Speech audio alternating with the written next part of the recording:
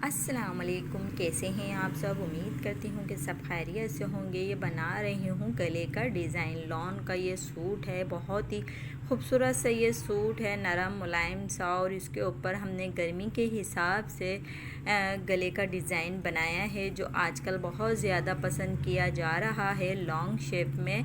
क्योंकि long shape में सब ज़्यादातर लोग पसंद करते हैं कि लॉन्ग शेप में गला बनाएं, और इसकी ही डिज़ाइनिंग ज़्यादातर पसंद की जाती है। तो मैंने बहुत ज़्यादा इस तरह की डिज़ाइनिंग, तरह तरह के डिफरेंट स्टाइल दे के इस तरह से लॉन्ग शेप में मैंने ये गले की डिज़ाइनिंग की है।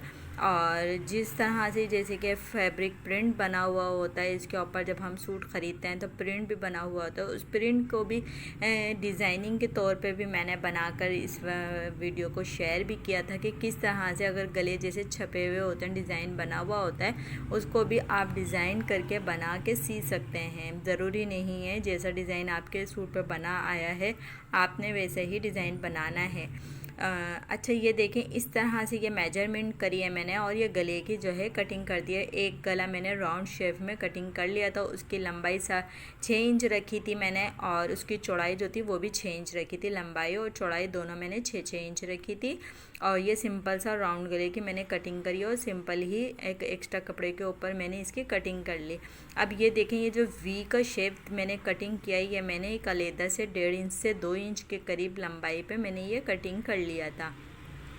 तो इस तरह से वी का मैंने अलहदा कटिंग करी थी, और राउंड गले की मैंने अलहदा से कटिंग करी थी। फिर इस तरह से ये जो हमारा सूट के अंदर साइड में किस तरह का प्रिंट दे देते हैं, जो अक्सरियत सूटों के अंदर ये साइड में कुछ डिज़ाइनिंग वाली पट्टियाँ दे देते हैं, और उसका इस्तेमाल किस तरह से किया जा सकता है और उसका क्या करें। अक्सरियत लोग उस पट्टियों को वेस्ट कर देते हैं या फिर उसको चाकू पे लगा लेते हैं। तो इस पट्टी का मैंने इस तरह से कुछ डिज़ाइन बनाया था, जो हमारे सूट में एक साइड में एक छोटी सी कॉर्नर पे एक पट्टियों का डिज़ाइन दे देते हैं। अक्सरियत कुछ सूटों में आ जाते हैं, तो उस पट्टियों का इस्तेमाल आप इस तरह से करके गले पर डिज़ाइन बना सकते हैं। तो आपके लिए ये भी बहुत इजी तरीका हो गया कि इस तरह की पट्टियाँ अगर आपके सूट में आ जाएं तो उसका क्या करना है। मैंने इसके ऊपर ज़ीरो फ्यूजिंग लगाई, और लगाने के बाद दोनों ही साइडों से मैंने फोल्ड करके 1-1 इंच की पट्टी तैयार कर दी, यानी कि 1 इंच की चौड़ाई पे ये पट्टी मैंने तैयार कर दी है, और पीछे इस पर फ्यूजिंग लगा दी थी।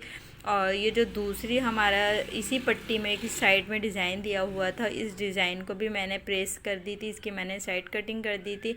और इसको कहाँ पे एडजस्ट करना है वो हम सेट कर लेंगे कि किस जगह पे ये ज़्यादा सूटेबल लग रहा है, हम वहाँ पर इसको सेट कर लेंगे।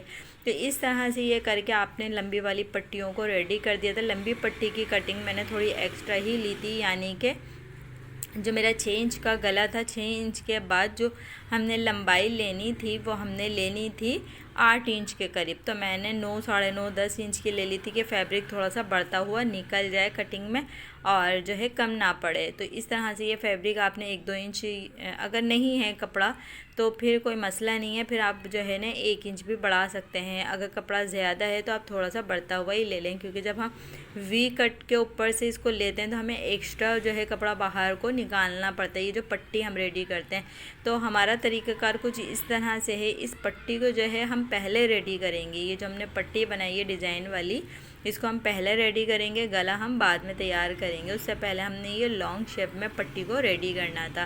तो इसके लिए हमने ये जो एक पट्टी को कट करके रखा हुआ था डिज़ाइन वाली, इसको हमने इस तरह से रख के, यानी कि जो डिज़ाइनिंग वाली पट्टी थी उसको नीचे रखा मैंने, और ये फॉल्ट तो हुआ वही था, प्रेस हुई भी थी, ज़ीरो फ्यूजिंग लगी हुई थी।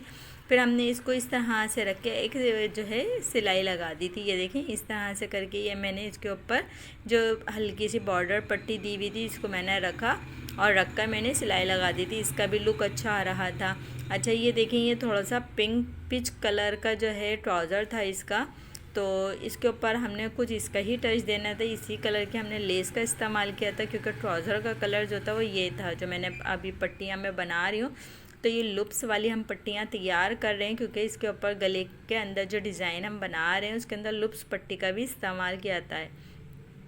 अच्छा, आप इसके अंदर ट्रायंगल भी लगा सकते हैं, लूप्स भी लगा सकते हैं और बगैर लूप्स के आप सिर्फ बटन भी लगा सकते हैं।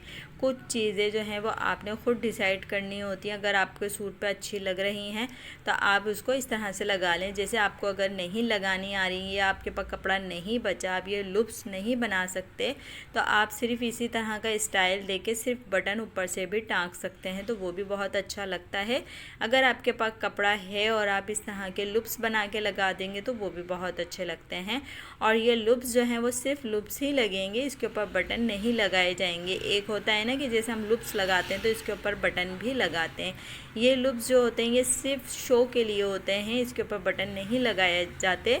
अगर आप चाहें तो आप लगा भी सकते हैं, कोई इशू नहीं है इसके ऊपर। जितना आप अच्छा करना चाहें अपने सूट को अच्छा कर सकते हैं।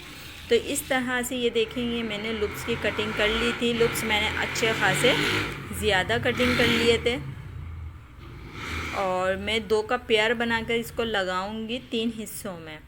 तो जितनी मेरी जो ये मैंने लॉन्ग जो पट्टी तैयार कर रही थी, इसकी जितनी लेंथ थी इसके हिसाब से मैंने लूप्स को इसके अंदर एडजस्ट किया कि कितना फ़ासला मुझे लेना था। और इसका फ़ासला जो था यानी कि 2 लूप्स तो हमने जॉइंट करके पेयर बनाकर लगाने थे।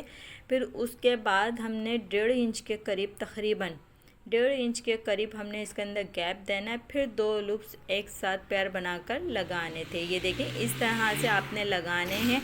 अगर आप चाहें तो सारे लूप्स थोड़े थोड़े से फासले से करके भी लगा सकते हैं, लेकिन इस लूप्स के ऊपर मैंने बटन नहीं लगाने थे, तो इस तरह से मैंने 2-2 बटन का पेयर बनाया और इसको जो है मैंने लगा दिए थे जितने भी मैंने लुक्स तैयार किए थे। तो ये आपको ये लुक भी अच्छा लगेगा, आप इस तरह से बनाएंगे, आसानी के साथ आप बना सकते हैं।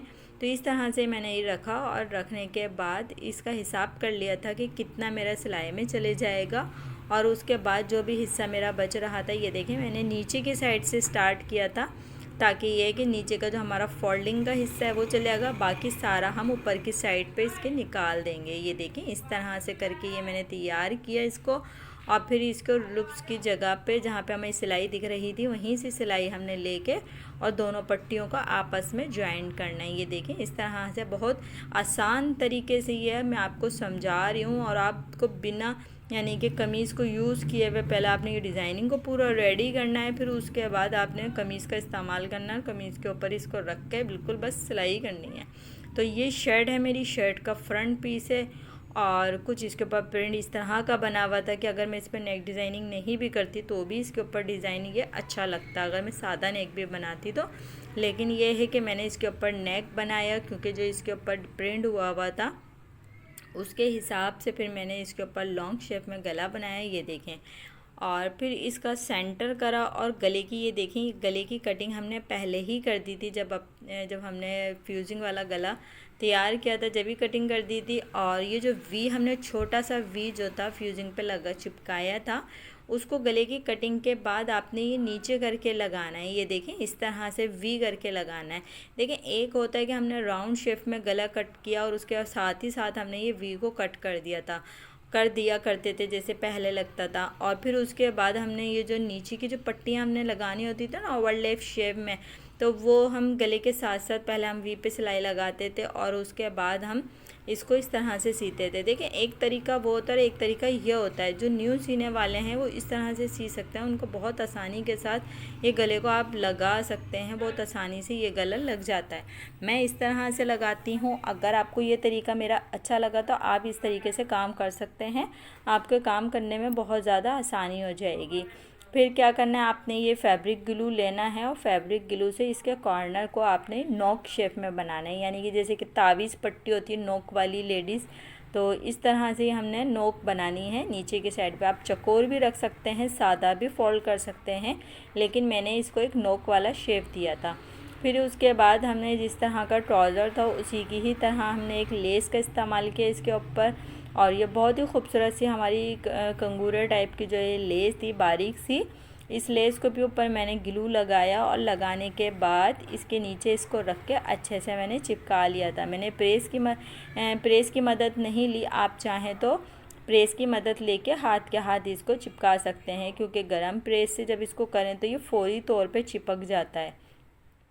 तो इस तरह से ये मैं इसके ऊपर किनारे किनारे पे ग्लू लगाती रही और लगाने के बाद ये देखें इसके कॉर्नर भी अच्छे से मैंने बिठा दिए थे, बना लिए थे। तो इस तरह से करके बहुत काम आपका आसान हो जाता है जब बस आपको सिर्फ सिलाई लगानी होती है और लेस में कोई इशू नहीं होता।